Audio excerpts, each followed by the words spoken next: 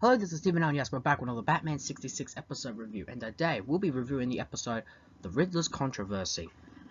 So without further ado, let's get back into the review. When we last left off Batman and Robin, they were slowly sinking into a giant cake which the top was made of quicksand. If they don't get out, they will drown in quicksand. The opening credits and we'll get back to where we left off. Just as they're slowly sinking down, they use their bat rockets in the soles of their boots to essentially eject them from the cake, essentially saving them. We then cut to Riddler at his hideout along with his men, and it turns out Riddler has successfully done another robbery, gloating to himself on his success, but his gloating is short-lived when he hears that Batman and Robin are still alive. He is livid because he knows that Batman and Robin are dead and no way they could have survived. But just in case they are, he is planning something in case they do. Just as that happens, we then quickly take a shot to Police Commissioner Gordon's office, where Batman, Robin, and Chief O'Hara, Commissioner Gordon, are trying to decide to solve Riddler's latest clue or riddle: when is the eagle's nest last best? Realizing that it has something to do with a bird,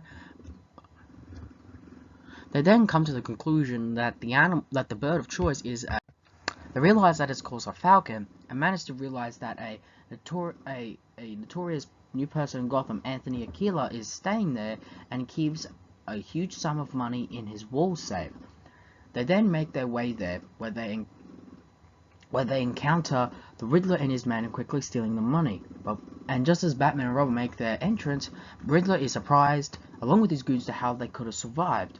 However, there's no time to figure out why, as another bat fight between the Riddler's men and the dynamic duo break out. Just as Riddler tries to make his escape, the Riddler says, "You could either apprehend me, or you could save Anthony Aquila, who was put into essentially a death trap, which the dynamic duo have to quickly figure out, or he will die." So their choice: apprehend him or save Aquila. They decide to save Aquila as the Riddler and his crew make their escape with the money. They save Aquila, but are left with no real clue to where Riddler will be hiding. We then cut to the Riddler along with the professor as he hands over the $3 million, and he hands over the demolecularizer, which looks like an 89-cent pencil flashlight, and it's shown that when fired upon, things will disappear. And it's shown Riddler is marveled at the invention and asks to make it come back. However, he says it's impossible as he hasn't yet begun on the molecular restorer due to lack of funds. Riddler, realizing he now has the ability to pretty much make things disappear, he now has Gotham City by the throat. He then gives word to Police Commissioner Gordon, Chief O'Hara, telling him to meet at essentially middle of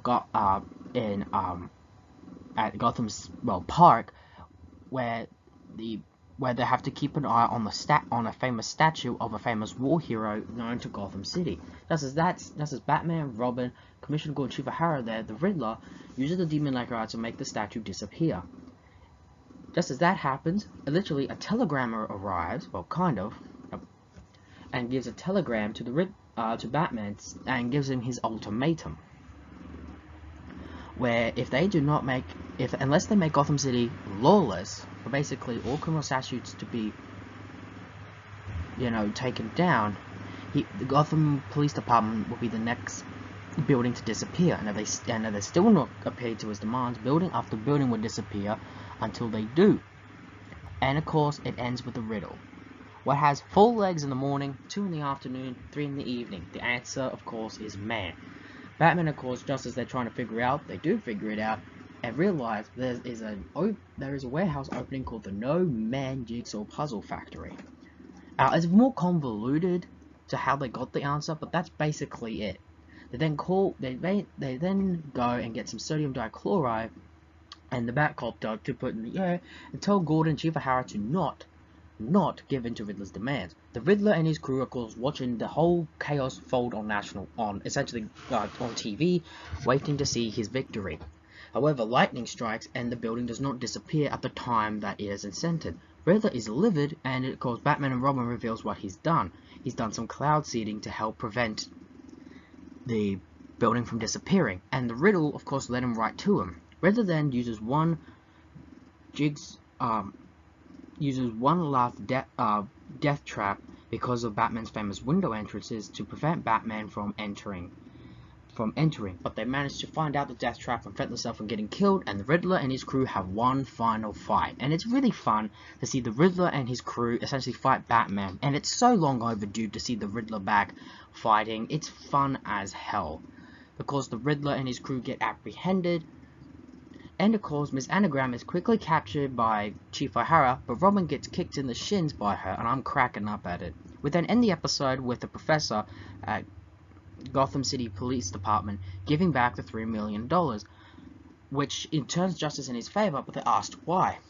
Well, conscience. The one thing he could not live with was the wails of hungry children on his conscience. Realizing that all he wanted to do was basically be a part of this Gotham Science Institute, Batman said once he's paid his debt, he will be continuing his research there.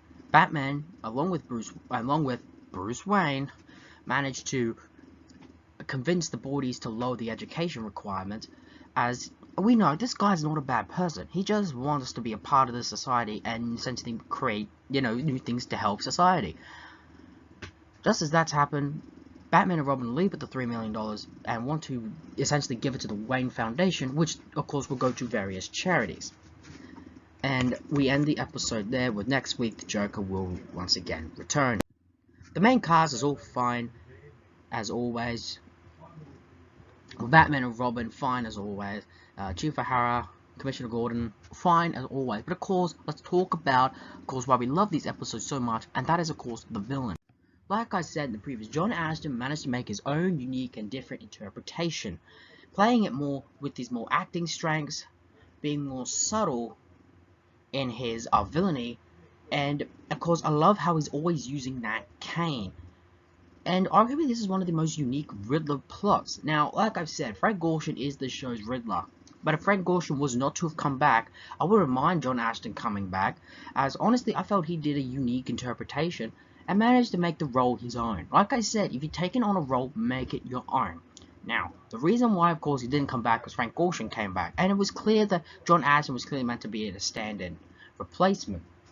Now, I've never had a problem with John Astin as the Riddler, but I will admit, well at least now, but when I was a kid, I will admit, I had a problem because he wasn't Frank Gorshin. For many, Frank Gorshin was this show's Riddler. John Astin may be liked by many and did a unique interpretation, but he just wasn't this show's Riddler. As a result, this two-parter will be the last time we see John Astin as the Riddler. But don't worry, Riddler will be back for one more round in Season 3, but that is still a long way away. A Riddling Controversy, sorry, that's the actual name of the episode, not what I thought it was, is so far a really good episode. The fact that we finally get Riddler back after essentially missing him for a majority of the season is fun as always, but it's also sad when you know, A, he won't appear more for the rest of this season, and there's still a few more episodes to go, but also that Riddler will technically make one more appearance before we're done with the series. And that's kind of a shame, because Riddler's always been one of the best villains of the show, and it's kind of sad that he never came back. Well, despite knowing that, this is still a pretty worthwhile and entertainable episode. There we have it, a Riddling Controversy, a really so far fun and entertainable episode. Join us next time when Batman and Robin will be once again up against the Joker. So until then, tune in tomorrow for the same Steven hour, the same Steven channel, ladies and gentlemen. So long for now.